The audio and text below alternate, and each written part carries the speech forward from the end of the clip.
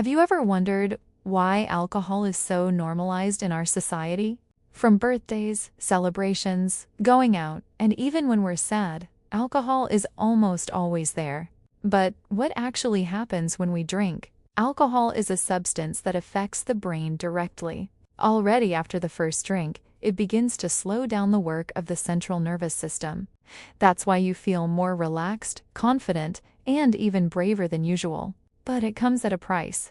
As you continue to drink, your reactions become slower, your thinking becomes weaker, and your control over your behavior becomes less and less. It is interesting that alcohol does not solve problems, it only temporarily masks them. Another thing that is little talked about is addiction. Not everyone becomes an alcoholic overnight. At first, you drink only on weekends, then more often, and then you start looking for a reason to drink even when there is no need. And then suddenly, you can't do without it. The body gets used to it. You need more and more alcohol to feel the same effect. It is a sign that you are losing control, even though you may think that everything is under control. But not everything is black. Moderate consumption for some people can be a part of social life without major consequences. The problem arises when alcohol becomes an escape from reality.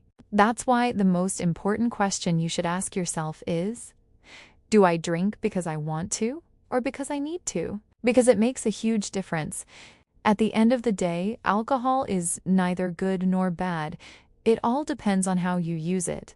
But one thing is certain, if you need it to feel good, then you have a problem.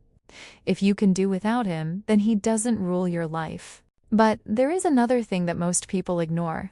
Alcohol doesn't just affect your behavior that night, it also affects your body in the long run. The liver is the organ that suffers the most. Every time you drink, it has to process the alcohol and cleanse the body. If you do this often, the liver gets tired, damaged, and serious problems can occur over time. Alcohol also affects sleep. You might think you'll fall asleep easier after drinking, and you might, but the quality of sleep is much worse. You wake up tired, without energy, and your whole day is weaker. This means less productivity, worse mood, and less motivation. Now think about this. How many times have you seen someone say, "I need a drink to relax"? This is already a sign that alcohol is becoming an escape tool.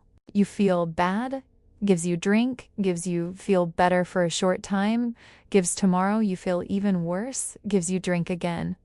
And so, in a circle, another interesting thing, alcohol changes your perception of reality. That's why many people say things they don't mean, get into conflicts, or make bad decisions. And it's no accident, it's the chemistry in your brain. That is why it happens that someone repents for something he did while he was drunk.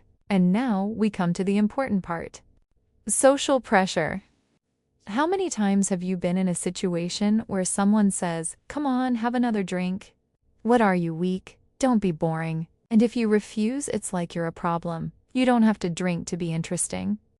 You don't have to drink to be relaxed. You don't have to drink to fit in. In the end, it all comes down to control. If you control the alcohol, then it's a choice. But if alcohol controls you, then that's a problem.